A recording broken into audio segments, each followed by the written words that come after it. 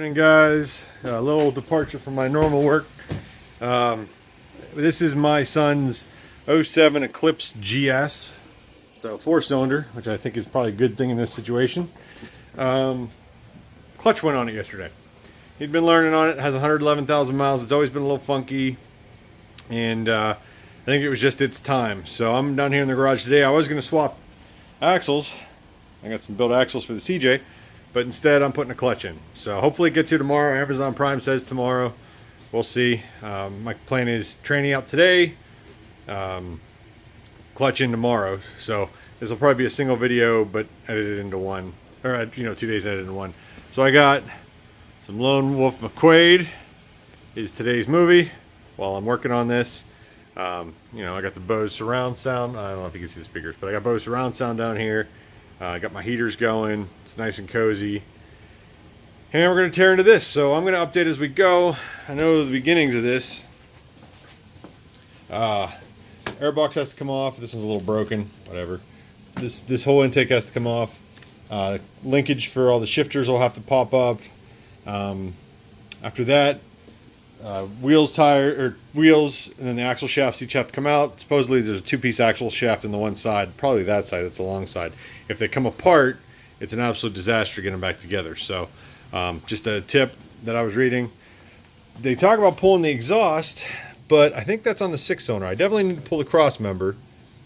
And I have a brace that goes across the top of the engine bay that'll hold the motor up, so I'll use that. I actually bought it to do a K-member in my Mustang, and I never did it, so I still have that. It's brand new in the package from Harbor Freight.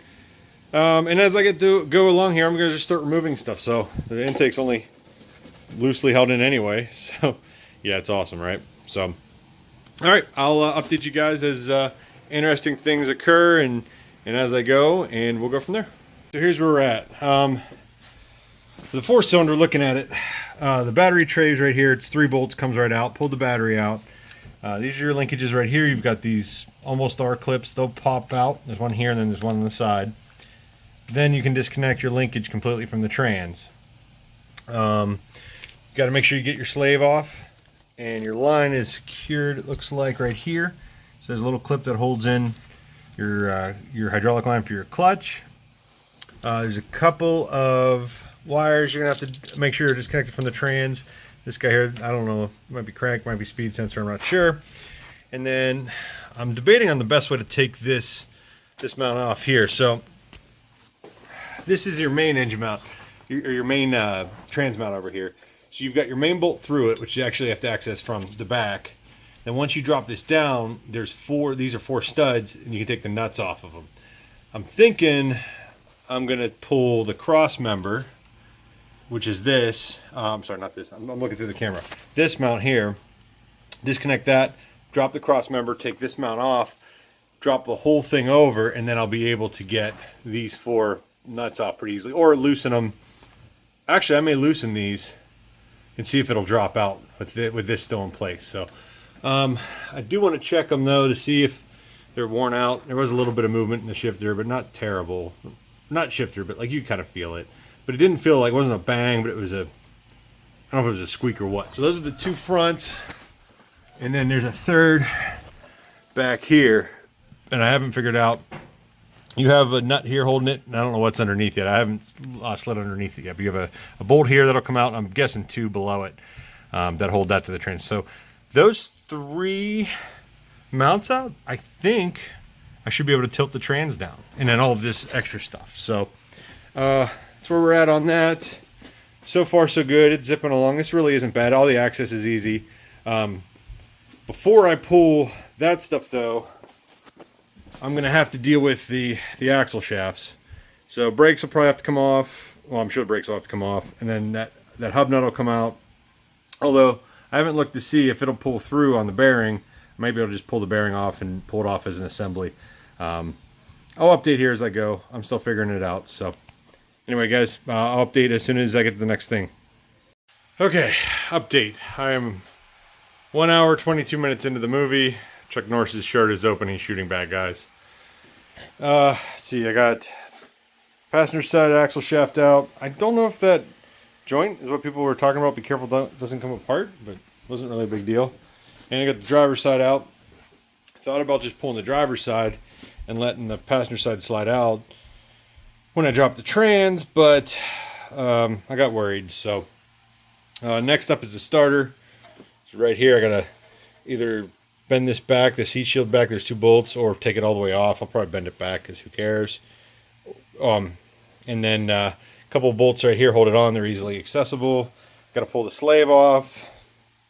I still got to get the clutch linkage. So the clutch linkage, I was looking, and what I'm thinking I'm going to do, rather than pop these off these brackets here, I'm just going to take the whole bracket off and leave the bracket with the car. That's one less thing to drop down and get caught on something. So obviously you still have to pop your connections off, but I think I can leave this whole bracket with the car. That's where we're at. Well, dropping stuff. Forgot I had that light up there. That's where we're at. A little more to go, and then trans should be out. I just checked my Amazon. Of course, it won't be here till Tuesday. This full prime thing gets frustrating. So, but anyway, I would pull the shafts out. What I did, 32 millimeter nut on the end that comes off, and then you have 4 17 millimeter bolts on the back.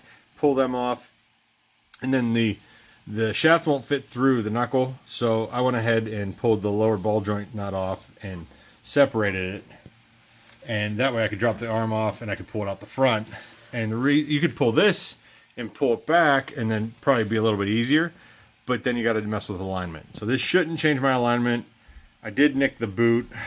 I might go see if I can get a boot. I've never replaced boots on ball joints. I usually just replace the ball joints. So decide what to do here. But that's how you get the half shafts out. And then I just took like a flat punch, put it behind the half shaft, and just kind of tapped, and then pushed it out. And once it frees up, it comes right out. So that's where we're at. I've zip tied my calipers up. I also pull the ABS sensor when I'm working on it because it would suck the brake, and they're probably $20. But you know, one bolt took 2 seconds. Yank that out too. So I'll update as we go. I may have gotten a little bit ahead of myself. I apologize in advance. So here's what you got to do. You pull the cross member. See it sitting there?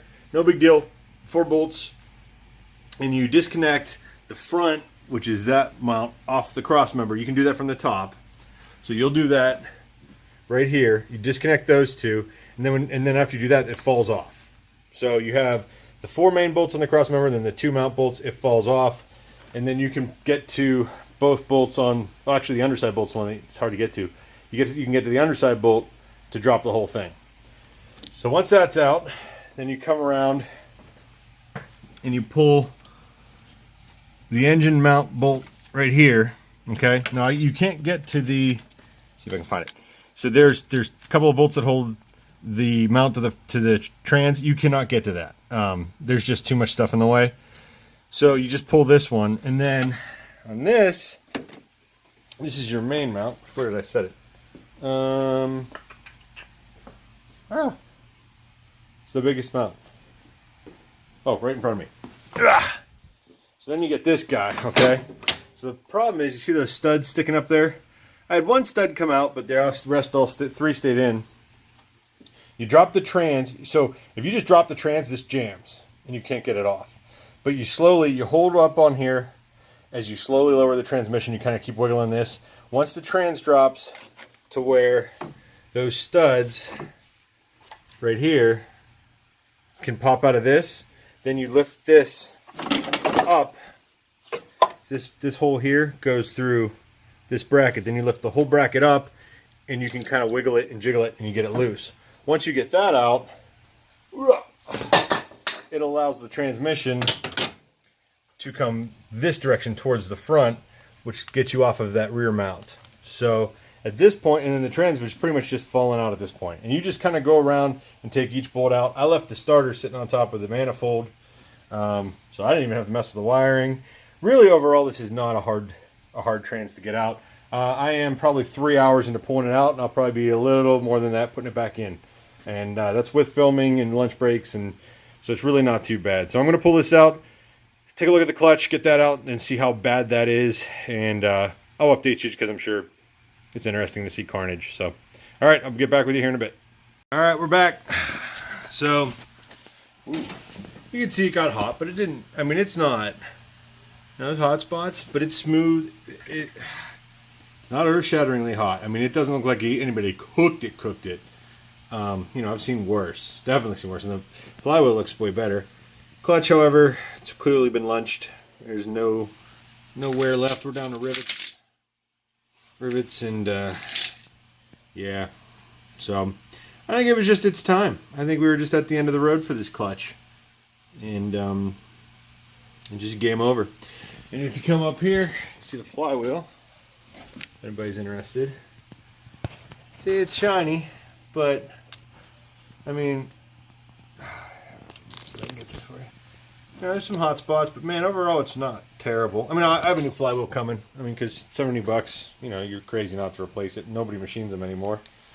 So there it is. That's how you get it out. Pretty easy. I think I'm maybe 3 hours into it total to pull it, and I'll probably be a little bit more into it to put it together. So I hope you guys enjoyed watching. I'll update with a clutch install. At that point, I'll try to document how this mount goes together and working in conjunction with the rear.